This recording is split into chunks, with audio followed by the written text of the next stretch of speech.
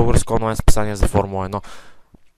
Списанието е официален спонсор на лигата BSR. Информация за списанието, както и броевете му може да намерите в страницата на списанието в Facebook, а тя е www.facebook.com/Formula I. Приятно четене и разглеждане на страниците на списание First.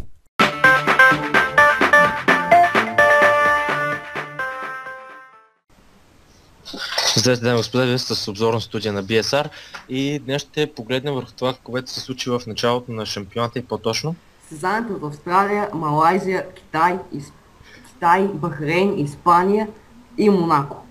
Сега нека погледнем какво се случи на Алберт Парк в Австралия. Ето го и класирането. Първи завърши Георги Лефтеров, втори Кирил Стоянов, трети Саловски, четвърти Димитър Центалович и пети Мартин Георгиев. Сега нека чуем вашето мнение за състезанието. Нека Марто първо да почне, понеже той отпадна първи и не знам неговите мнения, може би споразумени от моите. Нека говори той, после ще говори. Състезанието за мен бе изключително трудно, понеже имах загуба на сцепление във всеки един завой. И това е главно. Иначе съм доволен от уикенда. Изключително бърз пилот има и аз съм доволен от това. Сега моля Димитър Центалович да си изрази своето мнение. Моето мнение е доста интересно. Като цяло аз направих добър старт, но после направих няколко грешки. Саловски в последствие ме мина, през топовете пък си обърках пътя към механиците и ги изпуснах, после трябваше да се връщам назад. Въобще състезанието за мен беше доста объркано, но като цяло съм доволен от факта, че успях въобще да направя някакви обиколки при проблемите, които имах. На бързия завой в края на втори сектор и началото на трети, колата ми загуби рязко сцепление, завъртях се и задните гуми буквално преграха изключително много, което ще да ме накара да направя още един пит-стоп. И аз, понеже видях, че няма смисъл да продължавам и факта, че колата се движеше изключително зле по пистата, ми принуди по-скоро да прекрати състезанието си. Относно факта, че можеше да остане и да завърши трети, не съм недоволен, защото уикендът беше достатъчно объркан за мен и съм доволен от третото си място.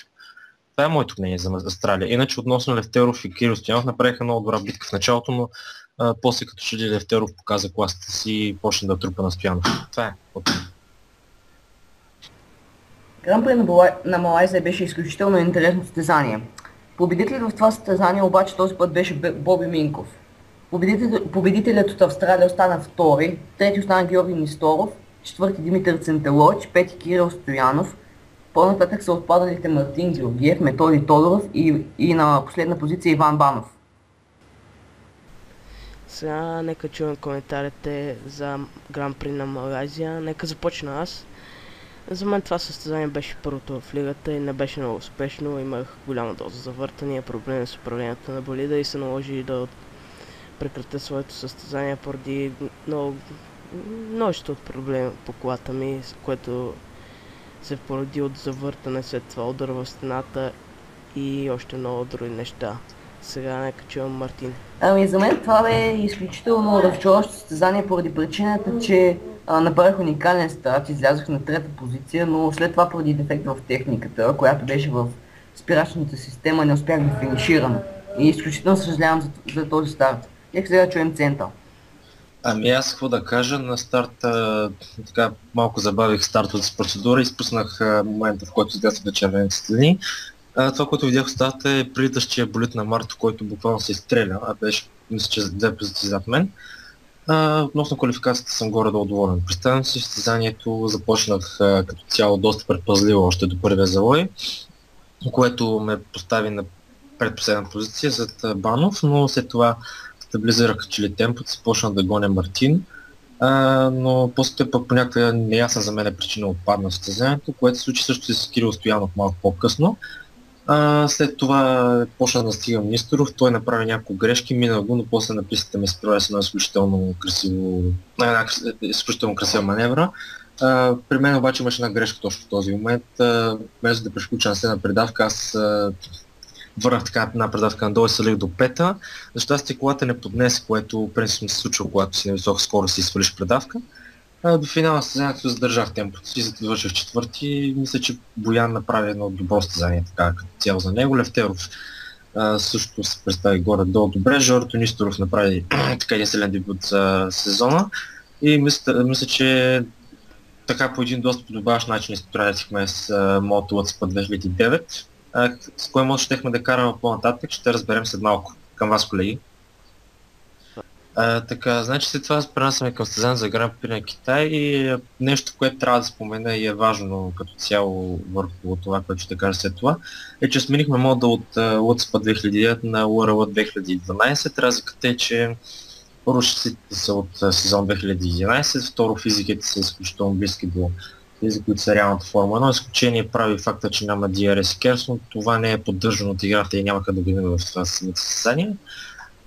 Относно състезанието, на първо място завърши Христо Христов, следван Боян Минков и Георги Левтеров. Петицата допълват Савски и Георгиев, като съответно са четвърти и пети. Опадналите пилоти са поведени от Георги Нисторов, Кирил Стоянов, Димитър Центилович и на последно място пилотите Иван Банов. Колеги, към вас. Добре, аз ще започна сега да кажа, че стартирах по уникален начин, като не стартирах, защото бях наказан да стартирам от бокса, но пресякох линията на бокса на червени светлини и това автоматично ме дисквалифицира. Сега нека чуем мнението на Мартин. Моят коментар е, че състезанието беше изключително интересно, въпреки че имах няколко изключително трудни моменти в състезанието. Направих невероятна квалификация, изключително неочаквано за мен, заех трета позиция на старта. След това на състезанието обаче имах изключителни проблеми с горивото. На лягането на горивото имаше проблем и в края на състезанието трябва да пестя гориво. Благодарение на това Савски ме настигна и направихме невероятна битка, но все пак аз загубих и това не може да се оспори. И изключително съжалявам, че изпуснах четвъртото място, но това е живот. Добре, благодаря. Това е от мен. Ами, моето мнение, състезанието е доста вяло като цяло и доста странно за някакво ще прозвучи, но и аз като Иван трябваше да стартирам от бокса, защото си разбих покачването в загрящата обиколка. Изчаках си за светофара ми светне зелено. Так му ще да предупреждавам Банов, че трябва да чака светофара ми светне зелено, но так му ще да го пише и Банов взе, че пресече линията, като и да стартирах на 20 секунди за последния. След това почнах малко по малко да се дигам темпото. Междувременно паднаха Кирил Стоянов и Георги Несторов. Колата ми имаше изключително ниско ниво на сцепление през цялото време. Колата се клатеше, поднасяше, само дето не се заби в някоя стена по някое време, но и това се случи в завъртането ми на дългата права при излизане от дългия завой 13, ако не се бъркам, дългия десен завой, който при правата. Колата е много странно на асфалта при четвърта продавка, за че поднесе. Не успях да я хвана и тя се поднесе и не можа да я контролирам. Премина през тревата и се блъсна на стената. Задното ми крило вече беше достатъчно изкривено. Качването караш колата да стои на една страна. Още преди да съм тръгнал да се връща на пистата и това ме накара да се откажа от състезанието. Както идея за мен състезанието приключи изключително бързо и въобще не бих искал да се спомням точно това състезание. Здравейте от мен, Мартин Георгиев. Сега ще ви кажа класирането от Гран При на Бахрейн. Това бе едно изключително интересно състезание. Състезанието бе спечелено от Георги Левтеров, на второ място финишира Христо Христов, трети остана Боби Минков, на четвърто място финишира Георги Савски, пети остана Мартин Георгиев, шести Иван Банов и от последен отпаднал е Димитър Центилович. Сега нека чувам мнението, колеги. Първо, ако искаш ти започни.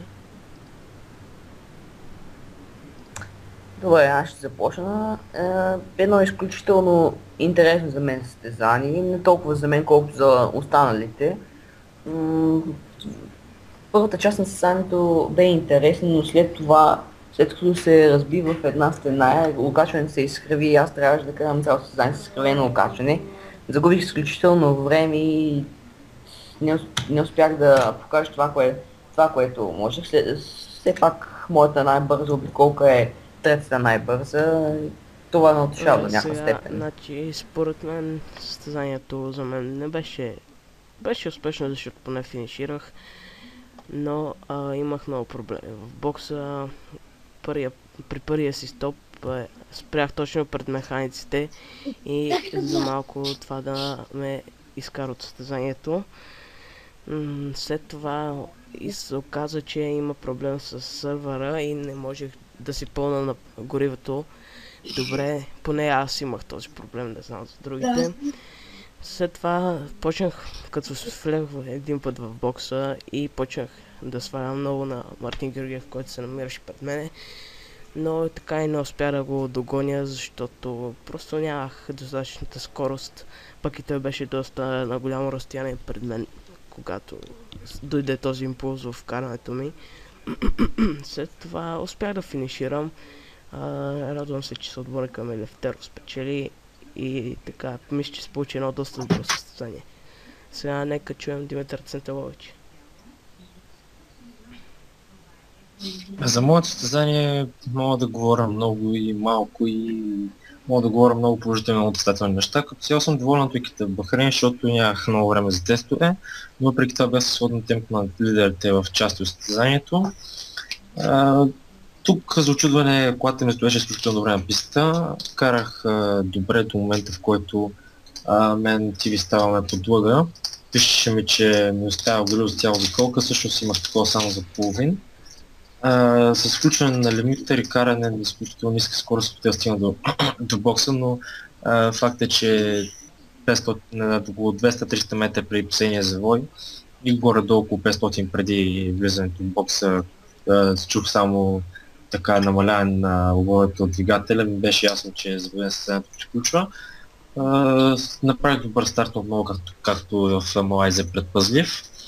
Иска да избягам от инциденти, защото не е препоръчително за мен да стават такива неща. И лично за мен си водих едно спокойно състезание до момента, в който просто отпаднах по една изключително глупава по моему причина. Както идея е всъщност уикендът в Бахрейн беше второто ми поредно отпадане. И всъщност колкото и странно да звучи първите два старта на писти, които много не харесвам, взех, че завършиха на писти, които харесвам като Бахрейн и Испания, до някъде за Испания, до Бахрейн със сигурност. Не успя да завърши и получих 2 нули, но както и да е. До тук нататък се надявам на по-добър сезон след. Сега нека се насочим към състезанието в Испания. Ето го и класирането. Първи завърши Георги Лефтеров, както много често през този сезон. Втори Христо Христов, трети Мариан Христов, четвърти Мартин Георгиев, пети Иван Христов, шести Иван Банов, седми Васко и осми Димитър Центелович, като последните 4 му отпаднаха. Сега нека чуем вашите мнения за състезанието. Цент? Аз какво ти кажа, въобще ситуацията в сървъра беше изключително странно. Като цяло за квалификацията направи доста добре, даже бях и пред Тицо. И може би ще да бъда близко до втория Иван Христов, обаче в последната обиколка на последния сектор се завъртях, както Бурно сега го направи в квалификацията в Формула 1. Тези, които се гледат, знаят за какво става въпрос. Както и да е. Четвърта стартова позиция за мен беше изключително постижение. При факта, че на тази писта нямах много обиколки. После сървъра реши се изгаври с всички, които бяхме се събрали да караме в този късен час. И реши, че трябва да пуска някакви обиколки за достигане до бога, до пистата, в смисъл стартовени позиции. После една обиколка като тип загряваща. Всъщност не, тази обиколка, която беше тип загряваща, се направихме с всичко бавна скорост. Даже на стартовната права се движахме всички с скоростта, която болите поддържат на последния завой в Монако. Както и да е, не на последния, на обратния завой, няма значение. Както и да наредихме се на старта, системите светнаха, изгаснаха, се направих фаст старт. Трябваше да вляза в бокса възможно най-бързо. Както и на старта направих някаква друга грешка. Застанах на 6-то място, борих се там с Мокс Мартин Георгиев. Сега вляза да се изпълна наказанието за бокса и там почнаха драбите с мене. Блъснах се в стената на бокса, крилото падна, окачването се изкриви. Всъщност влязах да си оправя качването и крилото, защото нямаше да мога да карам просто, даже да бе изпълня наказанието си.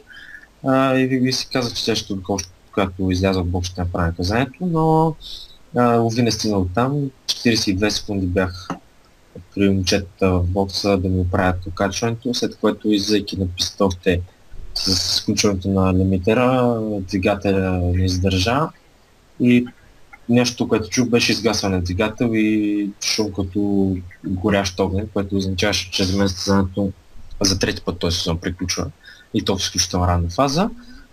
Паркирах си колата до тази автомобилна сигурност и си излязах от колата. После нещата, които съм ги говорил с състезанието, това ли някой ще иска да ги чуе, така че към вас, момчета. Ами след Гран При на Испания бе изключително интересно предвид 8-те участници, които бяха наистина, всички бяха изключително бързи. Класирах се седми, което беше изключително лош резултат за мен. Освен това колата бе нестабилна. На старта потеглих добре и излязаха на пета позиция. След това имах изключителна битка с Димитър Центелович и Васил Найденов. След това в бокса имах малко проблеми, след като влязах в бокса, горивото ми свърши, но успях на колата по инерция стигна до механиците. И след това няколко пилота пред мен отпаднаха. Имах стратегическа битка с Мариан Христов, но не успях да спечеля, в крайна сметка финиширах четвърти. Това е от мен. Довиждане. Аз стартирах последен, както винаги до сега, и не направих нещо особено. Карах се спокойно, щом разбрах, че не съм настроил колата и нямах достатъчно обиколки на самата писта. Продължих спокойното каране, отпаднаха доста хора и успях да се издигна до 6-то място. Но в две обиколки мисля преди края на състезанието, Иван Христов, който му беше излинал с една обиколка, двигателят му се възпомени на старт финалната права и аз не можах да видя добре от пушека, който се разнесе и се блъснах в стената. След това двигателят ми беше в криза и той избухна също и така приключи състезанието. За мен само две обиколки преди края, но все пак не очаквах нещо по-добро. Гран При на Монако бе провален поради конфликт между Боян Минков и Иван Христов. Минути преди старта писта бе сменена от Боби Минков поради липсата на следи и според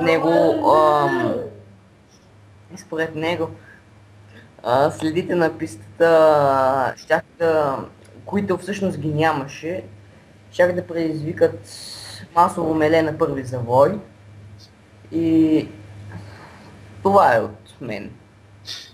Аз мисля, че това е причината реално да смени пистата. Факта, че Боян Минков се оплакваше от факта, че пистата не била му удобна, че нямало тук много била тясна, но това е Монако всъщност. Какво очаква друго от Монако? Монако да е широко ли? Не. Няма как това да стане. А относно следите, не мисля, че следите са проблема. Всъщност има едни табелки с 150-150 метра, които принципно са по-скоро като нещо, което показва на пилотите как и къде да спират следите, не е задължително да ги има караца на писти без следи, няма проблеми. Проблема беше тук, че Боян се опита да вземе нещо, което никой в тази лига не би трябвало да си го позволява да го прави, никой не трябва да е над лигата. Боян точно това се опита да направи нещо като единично на вас, при положение, че има управа в лицето на мен, Иван Банов и колегата Марто Георгиев. Всъщност аз не знаех какво е станало, докато не се видяхме с Мартин в неделя. Но това е една друга тема. Не мисля, че Боян направи нещо правилно. И това, че е решил да се оттегли от лигата, си е негов проблем. А факта, че когато той е отпаднал, е решил да спре сервера, не знам къде да го коментира, всъщност това вече минава всякакви граници. И си мисля, че колеги, трябва да обсъдим още сега дали Гран При Монако се състои или не. Очаквам да чуя вашия коментар, но при това мисля да се прехвърлям върху това, което ни очаква в Канада. Лично за мен най-добре ще е Гран При на Монако да бъде рестартирано поради това, че просто всички пилоти бяха изключени от сървъра още в 18-та обиколка, а оставаха още приблизително толкова, да не кажа и повече. 21, ако трябва да съм точен. Да, но някои пилоти още не си бяха направили спирането в бокса, другите вече бяха направили по това, което определя, че класирането не е много точно. Така че според мен трябва да се направи този рестарт. Мен лично факт е, че Боян направи това нещо, изключително много не ме обижда, защото няма какво да се обидя, но ме натъжава, защото мислех, че Боян се е променил. Всъщност, не знам, но аз за себе си мисля, че аз най-много познавам всички, които участват в тази лига. И мисля, че Боян е правил глупости преди, обаче е чак такава глупост, че да прави такива неща за лигата. Не. Ами, Иначе, относно по въпроса състезанието, мисля, че трябва да го стартираме, но не тази седмица, защото просто е нечовешко да го казваме сега и да го видят момчета тук с няколко дни да кажат нормални листи. Мисля, че трябва да го пуснем по-нататък в сезона, да се продължим с Канада, която е така доста приятна писта и на която мисля, че всички ще направим кефа. Предвид, че ще се кара на оригиналната и хората слаби компютри няма да имат много проблеми с нея, това е изключително радваща новина. Моля Иван Банов да сподели своето мнение. Ами, мисля, че на тази писта, която ще караме, всъщност наистина прав е Мартин, е оригиналната и хора с слаби компютър няма да имат проблеми, надявам се. Все пак не се знае какво може да се случи, но вече ще имаме друг човек, който ще е сервер, както спори Цетелович. Се оттегли и вече ще търсим по-надежни хора. Надявам се този човек, който сега сме избрали, да е по-надежден и да направи такива глупости като Боян. Относно пистата, очаквам доста интригуващо състезание, а за рестарта на Монако може да се отложи за след края на сезона като нещо като финишираща писта, но това ще го решим по-нататък. Аз си мисля, че е логично да го направим примерно лятната пауза, но това да се реши поне 3 седмици преди дадеността, защото пилотите трябва да имат време да реагират, да се свикнат отново към писта, защото Монако не е една писта, която да имаш познания винаги как се кара. Не, тя е изключително технична и всеки път може да се подобри нещо, да попадне нещо и когато не си карал отдавна Монако, мисля, че трябва да имаш време да се подготвиш. 4 дена не са никакво достатъчно време за мен. Сега относно състезанието в Канада, аз бих казал, че пистата, която е в оригиналната игра, е изключително добър избор, поради факта, че на нея графиките не са толкова тежки и пилотите с слаби компютри наистина ще могат да се справят така добре с графиките в пистата. Относно нея, Канада е една изключително бърза писта. Дължината е около 5 нещо километра, но завоите са бързи в повечето. Изключение прави фибата и първи завои, които се взимат на под трета педавка. Всички останали завои принципно се взимат на около трета или четвърта педавка. Изключение също прави и завои след края на първи сектор, който е изключително бърз и всъщност изключително бавен, но следва бърз десен, но трябва да се внимава, защото тук са близко.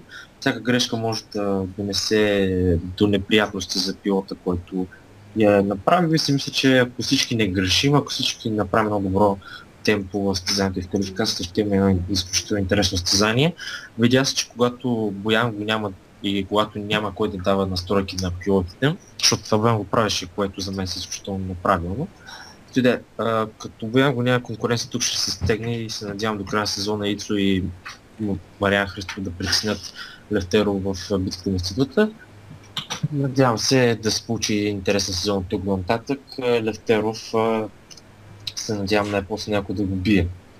Тук в битката състезание това не се случва.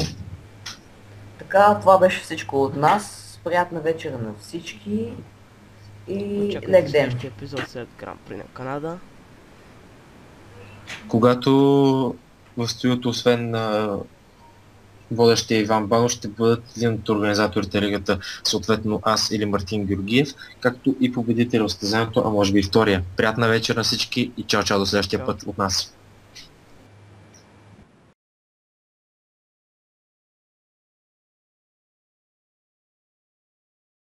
Ами, за мен състезанието бе изключително интересно. Тръгнах седми, квалификацията не беше много добра, предвид, че бях изключително бавен в бързите завои, колата ми бе изключително нестабилна.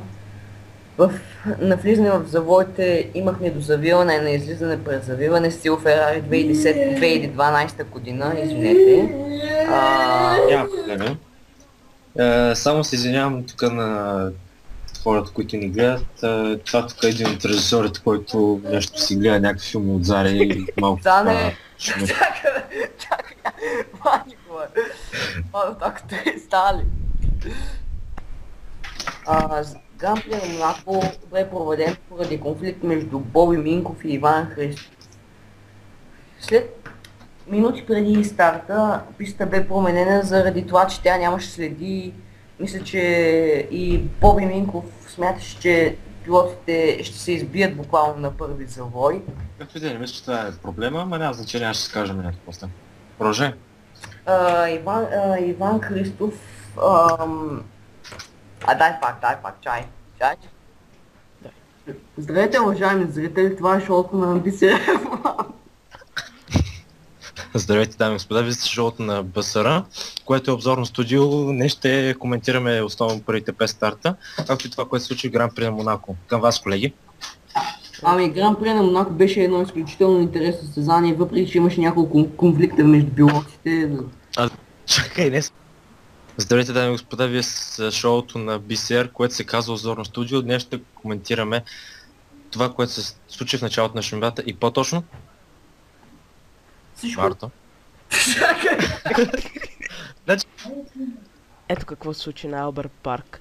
Първи завърши Георги Евтеров, втори Кирил Стоянов, трети Георги Савски, четвърти Димитър Центалович и пети Мартин Георгиев. Сега нека чуем вашето мнение за състезанието.